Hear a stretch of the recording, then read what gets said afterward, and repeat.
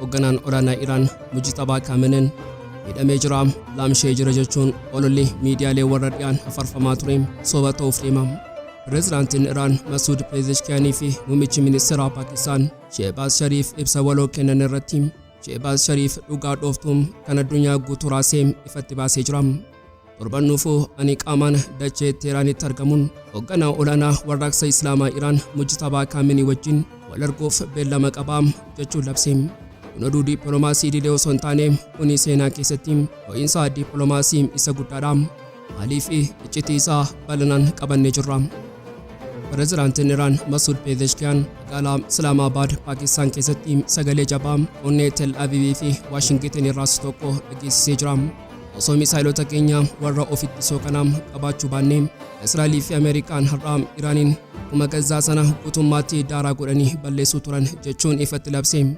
Iraan akkamitti humna misaa'ilaa ishee kan diinota isheef balaa ta'e kana hambifattee bal'inaan qabannee jirra. Dirree kubbaa miilaa waancaa addunyaa irratti qabxii xiyyeeffannoo addunyaa kan ta'e taphataa umurii dargaggummaan urjii hegereen isaa ifuu ta'ee fi dirree irratti raajii ajaa'ibaa hojjetu Lamine Yamal irratti balaaleffannaan bal'aan gaggeeffamaa jira. Garuu wacni kun hojii kubbaa miilaa isaatiif osoo hin taane sababa sujuuda inni dirree irratti uumaa isaa galateeffachuuf godheefi. Yoo haga xumuraatti nu faana turtan shira paartiiwwan farra-Islaamummaa Ispeenii fi waraana dijitaalaa Lamine Yamal irratti baname kana bal'inaan ni dhageessu. Qophii keenya laayik gochuun jalqabaan affeerraa keenya yeroo maraati. Yooyaa ashamaar kafuunee kabajamtoota dhaggeeffattoota keenya kun Oromiyaa 24 Newsdha. Kanneen chaanala YouTube keenya faaraa taatan subscribe gochuun maatii keenya ta'a. Qophiin keenya namoota hedduu biraa akka ga'uuf laayik share gochuun waliif qooduun dagatinaa. Haga xumura qophii keenyaatti turtii gaarii.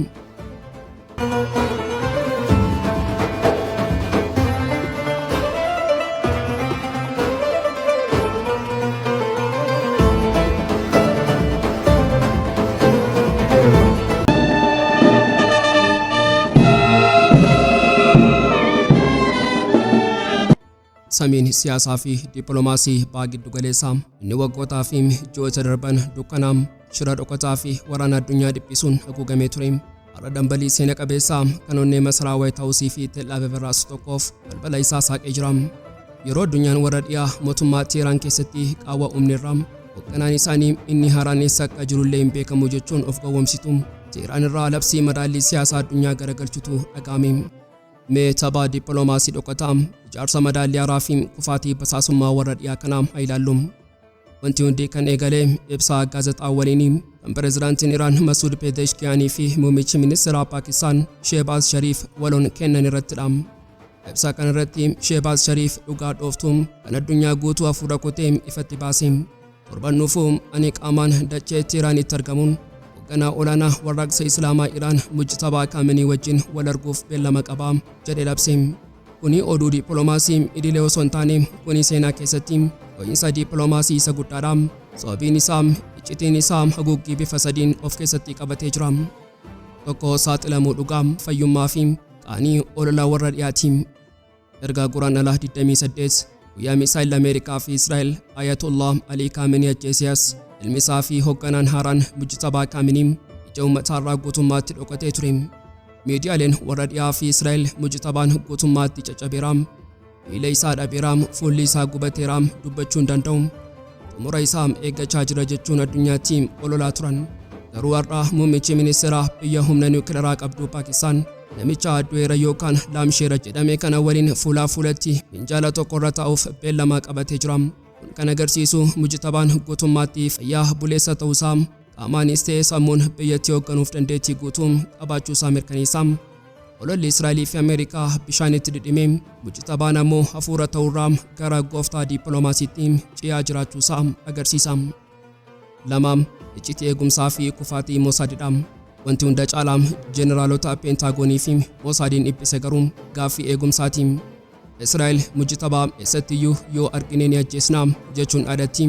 Tirampis basaasota isaaf akeekkachiisa kennee ture. Haala akkasii keessatti muummichi ministeeraa Paakistaan akkamitti dachee balaa kana keessa seenee namicha kana waliin wal argam. Asirratti hayyoonni waraanaa fi basaasummaa qabxii lama minjaala irra kaa'u. Inni jalqabaa Paakistaan biyya dhiibbaa dippiloomaasii guddaa qabdu. Qaamolee idil addunyaa Ameerikaa dabalatee waadaa eegumsa sibiilaa argatteetti jechuudha. Yeroo nuti itti Iraan jirru dhukaasni Misaa'elaas ta'ee diroonii tokkollee samii Iraan irraa akka hin dabarre jechuun dirqisiisti. Inni lammaffaan ammoo yoo waadaan akkasiin jiru ta'e sirni eegumsa lafa jalaa kan eegdota warraaqsa Islaamaa Iraanii fi basaasonni Paakistaan qopheessan isaa ija saatalaayitii Ameerikaa fi basaasota Israa'el guutummaatti jaamsuun qindoominaa eegumsaa seenaa keessatti hin argamne akka qopheessan akeekam. Mujtabaan osoo diinni ija babaasee ilaaluu biyya isaa keessatti michoota isaa simatee gaggeessuuf qophiirra jira. Sadaffaan dhohinsa madaallii addunyaati. Walga'iin kun haala baay'ee xaxamaa keessatti dhufe Ameerikaa fi Iraan gidduutti waliigalteen nagaa waraqaa irratti mallatteeffameera. Garuu waraqaan sun lafarratti hojiitti hin hiikamne. Paakistaan ammoo jidduu seentuu waraana kanaati. Jeneraal Asiim Munir ajajaan waraanaa Paakistaan asiin dura erga Tiraamp qabatee Teeraaniin erga dhufee booda amma ammoo muummichi ministeeraa ofii isaatiif dhufuuf beellamatee jira. Mujtabaan gara Waashingten deemuu dhiisee Tiraampiin karaa Paakistaan ofitti waamee ajaja kennaa jira. Kuni injifannoo dippiloomaasii isa dhumaati. Walumaa galatti walga'iin torban dhufu kun suuraa kaameraa idilee osoo hin taane labsii sirna addunyaa haaraati. Ameerikaan isheen waggootaaf baha giddu galeessaa keessatti mootummoota kuffisaa fi kaasaa turte. Har'a morma ishee gadi qabattee namicha isheen ajjeesuuf karoorfatte sanaaf karaa fira ishee Paakistaaniin nagaa kadhachaa jirti. Mujtabaa Khameneiin obsaa fi ogummaa waraanaatiin waraana eegalee osoo hin taane waraana sana xumursiisee addunyaatti of mirkaneessuuf deema. Guyyaa kaleessaa Kibxataa Waxabajjii 23 2026 Pireezidaantiin Iraan Masuud Pezeshkiyan magaalaa Islaamabaad Paakistaan keessatti sagalee jabaa onnee Tel Aviv fi Waashingten irraas tokko dhageessise. Osoo misaa'ilota keenya warra ofitti sookanaa qabaachuu baanne Israa'el fi Ameerikaan har'a Iraaniin akkuma Gazaa sana guutummaatti daaraa godhanii balleessuu turan jechuun ifatti labse. Waraanni dheekkamsa seenaa jedhamee Ameerikaa fi Israa'el labsame guyyoota 40 dachee Iraan irratti boombii roobsuus murarratti Tiraampiin jilbeenfachiisee marii nagaa akka taa'u dirqisiisee jira. Pireezidaantiin Pezeshkiyan dhugaa kana yeroo dubbatu miira yookaan of tuulummaadhaan osoo hin taane madaallii waraanaa isa qabatamaatti irratti hundaa'iti. Gazaan isheen waggoota lamaaf boombii Israa'el akka bokkaatti roobee daa'immanii fi dubartoota kumaatamaan lakkaa'aman itti dhumanii fi dacheen ishee daaraa taate sun addunyaaf barumsa cimaa kenniteetti. Iraan nuti Gazaa hin taanu. Sababiin isaa nuti harka duwwaa hin eegnu nuti misaa'ila qabna jechuun addunyaatti agarsiifte. Misaa'ilonni Iraan warri fageenya kiiloomeetira 2000 ol qaxxaamuranii Tel Aviv fi buufataalee Ameerikaa barbadeessan sun gaachana sibiilaa dachee Faarsi ta'anii jiru. Kuni madaallii sodaa isa dhumaa uume ture. Wanti hunda caalaa nama ajaa'ibuu fi onnee peentaagooniin cabsu garuu dhimma misaa'ila kanarratti ejjennoo Iraan qabdudha. Pireezidaantiin Pezeshkiyan dandeettii ittisaa yookaan misaa'ila keenya irratti qaama kamiyyuu wajjin gonkumaa hin mari'annu jechuun fincila mariirraa diddaa isaa dhageessise. Kuni pireezidaantii Tiraampiif qormaatadha. Tiraamp misaa'ila Iraan dhoomsiisaa jechuun waraana bane har'a morma isaa gadi qabatee dhugaa kana fudhachuuf dirqamee jira. Mee asirratti haala dippiloomaasii fi deeggarsa Paakistaanaa ilaallu.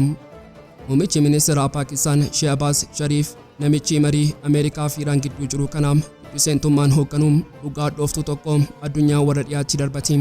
Waraqaan waliigaltee mallatteeffame sun dhimma misaa'ilaa baalaastikii Iraan gonkumaa of keessaa hin qabu jedha. Itti dabaluunis biyyoonni tokko tokko kanneen akka Israa'el fi Saudiin misaa'ila qabaatanii Iraan ammoo dhorkamuun ishee ulaagaa madaallii hin qabne waan ta'eef gonkumaa fudhatama hin qabu jechuun ifatti Iraanii falme. Kuni Paakistaan kan biyya humna niwukileeraa qabduu fi Iraan gidduutti tokkummaa jabaa uumamuu isaa agarsiisa. Ameerikaan gama isheetiin pireezidaantiin Tiraamp namichi kasaaraa waraanaa kana dhoksuuf wixxifachaa jiru. Keenya kana yaa'ii G7 Faransaay irratti wanta addunyaa raasii tokko dubbatee ture. Biyyoonni biroo misaa'ila qabaatanii Iraan dhabuun ishee sirrii miti jedhee. Kuni kan agarsiisu Ameerikaan isheen waggoota kunnan darban keessaa Iraan misaa'ila dhoomsiisuu qabdi jechuun iyyaa turte. Har'a dandeettii diroonii fi misaa'ila faarsotaatiin rukutamuun dhugaa kana amanuuf dirqamtee jirti. Seenaa duuba deebinee yoo ilaalle Iraan misaa'ila kana kan ijaarratte fedhii waraanaa qofaaf osoo hin taane dirqama lubbuu oolfachuuf. Bara 1980 keessaa yeroo waraana Iraanii fi Iraaq Iraan xiyyaara ammayyaawaa dhabdee boombii Saddam Teheraan irratti roobaa yeroo turetti Iraan barumsa guddaa tokko argatte. Yoo xiyyaara hin qabaanne misaa'ila ijaarrachuu qabna jechuun waggoota 40f obsaan qoratti har'a Misaa'ela lafa jalaa buufata Ameerikaa fi Israa'el daaraa gochuu danda'u of harkaa qabdi. Walumaa galatti waraanni Abbaa giddu galeessaa madaallii addunyaa guutummaatti garagalcheera. Ameerikaa fi Israa'el teekinooloojii doolaaraa biiliyoonaan ijaarametti fayyadamanii mootummaa kuffisna jechuun yaalanis Iraan Misaa'ela isheetiin dachee ishee eeggattee diina ishee jilbeenfachiistee jirti. Pezeshkiyan yeroo Misaa'elli keenya nu oolche jedhu dhugaa seena qabeessaa dubbate. Samiin addunyaa ispoortii yeroo hundaa iddoo tokkummaa miidhaginaa fi gammachuuti jedhamee faarfama. Garuu yeroo ammaa kana kiyyoo siyaasaa farra godaantotaa fi jibbiinsa amantiitiin dhoqqeetti makamaa jira. Waraanni addunyaa warra dhiyaa dachee Abbaa giddu galeessaa irratti dhukaasuu qofa osoo hin taane waraanni sammuu fi eenyummaa inni hamaa dirree kubbaa miilaa waancaa addunyaa irratti dho'ee jira. Guyyaa irraa qabxiin xiyyeeffannoo addunyaa taphataa umrii dargaggummaa urjii egereen isaa ifuu fi dirree irratti raajii ajaa'ibaa hojjetu Lamine Yamal irratti qaragalee jira. Garuu wacni kun raajii kubbaa miilaa isaatiif osoo hin taane sababa sujuuda inni dirree irratti uumaa isaa galateeffachuuf godheefi. Mee shiraa paartiiwwan farra-Islaamummaa Ispeenii fi waraana dijitaalaa Lamine Yamal irratti baname kana haa ilaallu. Wanti hundi kan eegale tapha murteessaa fi ajaa'ibaa waancaa addunyaa keessatti yeroo gareen biyyaalessaa Ispeen Saawud Arabiyaa wajjin wal morkatu ture. Lamine Yamal mucaan waggaa 18 inni dhiigaa Morookoo fi Ikwaatooriyaal Giinii irraa dhalate garuu Ispeeniif taphachuu filatee dirree irratti dinqii hojjete yeroo inni goolii seena qabeessaa lakkoofsisu addunyaan hundi kaameraa isaa itti naannessee gammachuudhaan dho'e.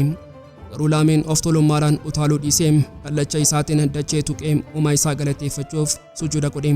Sujuudni kun sekoondii muraasa qofa fudhate garuu ija warra finxaaleeyyii Awurooppaa fi Ispeen keessatti sujuudni kun akka misaa'ila baalastikiitti dho'ee ture. Yeroo muraasa keessatti Tiwiitara yookaan Eksii, TikTokii fi miidiyaalee hawaasaa irratti ibiddi jibbiinsaa qabate. Tuutni finxaaleeyyii Ispeenii fi warri Islaamummaan Awurooppaa weerartee jedhanii dhiphatan Lamine Yamaliin goota Ispeen osoo hin taane balaa eenyummaa godhanii balaaleffachuu eegalan. Dhaabbileen shororkeessootaa ilaalcha kanneen akka reevuweelsaa yookaan abbataa dargaggoota mirga fiixee Ispeen duula qindaa banuudhaan Ispeen biyya kiristaanaatti malee biyya Islaamaa miti. Sujuudni kun mallattoo Awurooppaa harka musliimotaatti kufuu isheeti jedhanii lallaban. Mee dhugaa kanaa ija xiinsammuu fi siyaasaatti naa xiinxallu. Lamine Yamal daa'imummaa isaarraa eegalee biyya Ispeen keessatti dhalatee guddate.